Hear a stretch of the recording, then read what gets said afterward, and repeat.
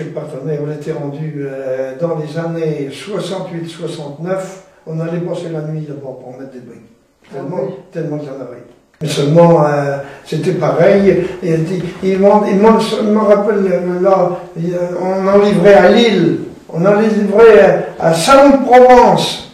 On partait 100 wagons semaine de briques de la gare de Parthenay.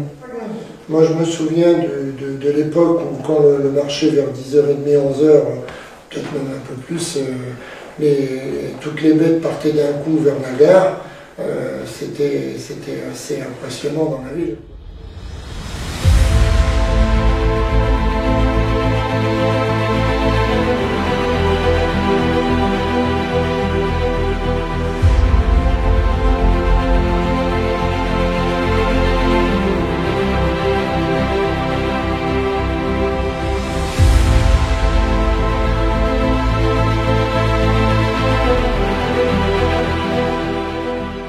Au village du Plénitre, il y a encore Pierrette et Paul pour la collecte du lait, sous le regard intéressé des enfants. Monsieur Delette fait chaque jour la tournée des fermes de la commune pour la laiterie de la Viette. Mais cela ressemble au dernier cliché du passage du laitier. Bon, le temps va trop vite. Vous vous souvenez de la naissance de Monique à la Garenne, la fille de Louisette et Raymond, la petite Quiquette, la complice de Jean-Michel? Eh bien, aujourd'hui, c'est le grand jour. Elle se marie avec Bernard Tendron, fils de paysan et agriculteur lui-même. Comme quoi. Dans le même temps, les technologies progressent à grands pas.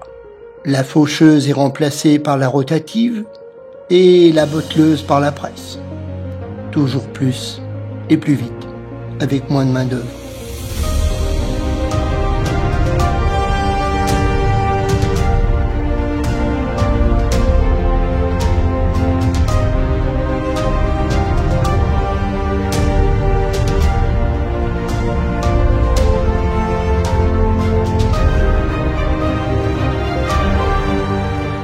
Le foin n'a pas encore rejeté toute son humidité, alors on place les bottes debout dans le sens de la tuile.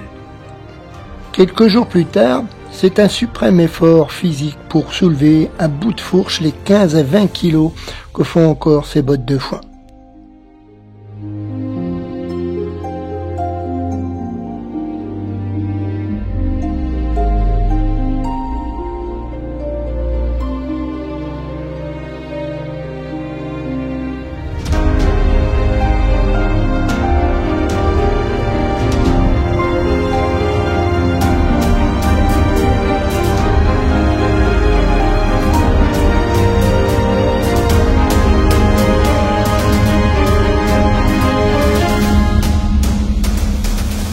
Le temps se fait incertain.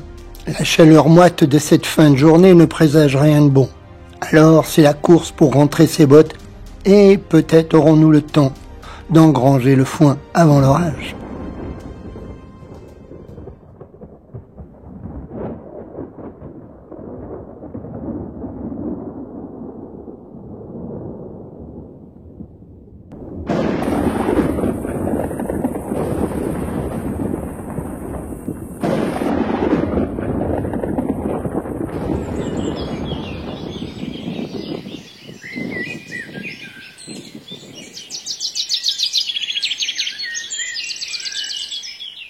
La pluie profite aux plantations, et même si le paysan est rarement satisfait du temps qu'il fait, il faut bien faire avec.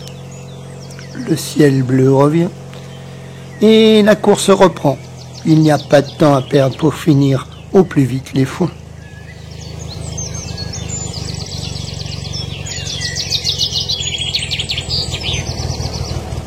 « 1973.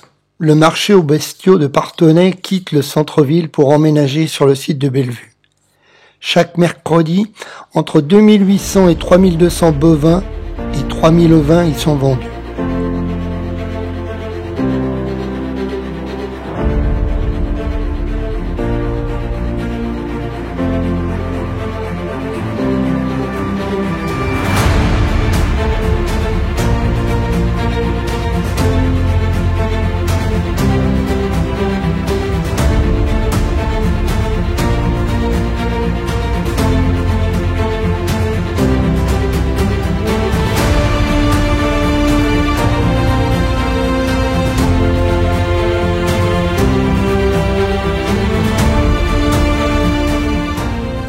moissonneuse a été transformée cet hiver. On a retiré la botteleuse, cela forcera bien sûr moins la machine.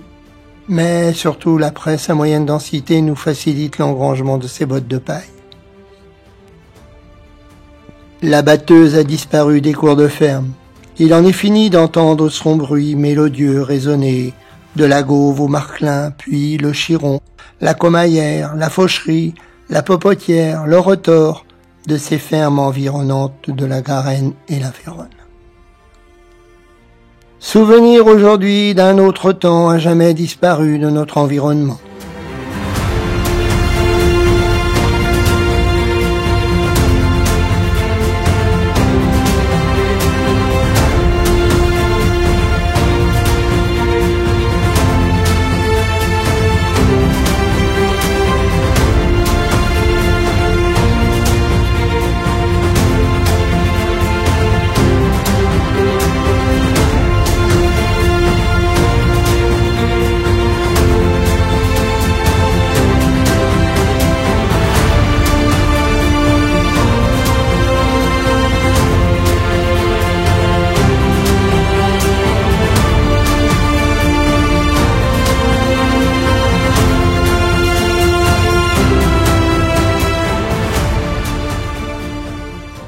Les saisons défilent, la terre a ses exigences, semer, planter, récolter.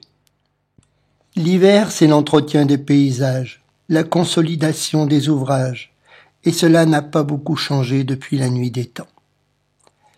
L'élevage demande beaucoup. À lui, la patience, l'observation, la passion. La terre est attachante, voir pousser ses végétaux, cultiver ses surfaces, amender ses prairies entre bois et collines. Admiratif de ces immensités des horizons de Guettine, là où j'aime à me retrouver dans ces souvenirs lointains, à imaginer l'histoire de ces lieux, où je retrouve l'acharnement des anciens, la passion de nos aïeux. Nombreux ils étaient, en ce temps-là, à se soutenir, s'encourager les uns aux autres, dans ces bouleversements qu'ils ont apportés à nos paysages. La solitude vous assomme quand l'hiver n'en finit pas. Les intempéries, le froid, un printemps accouchant dans la douleur d'un hiver sans fin, finissent par avoir raison de moi. L'herbe est toujours plus verte sur la prairie d'à côté. Et pourtant, quitter la campagne pour l'expérience de la ville, c'est pas la joie.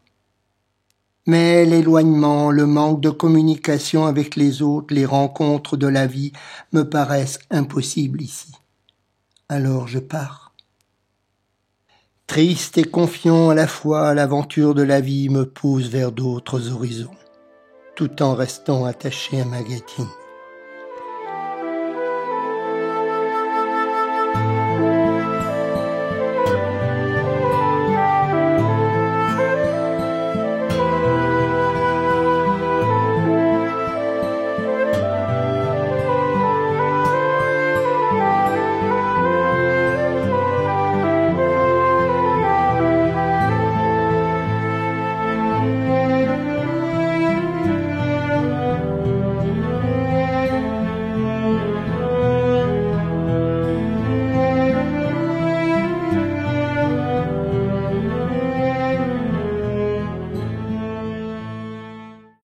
Il faut que jeunesse se passe, comme on dit. Les bals du samedi soir, les rencontres du dimanche, parfois même très arrosées, les blagues, les rigolades, les copains qui sont des frères où l'on partage nos états d'âme, notre solitude. L'insouciance, la fureur de vivre où tout nous paraît possible.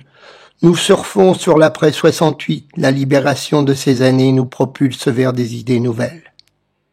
Et c'est là, au travers de bien des péripéties, des idées échangées, que l'on rencontre la copine, l'amie, qui devient la fiancée, la femme de votre vie.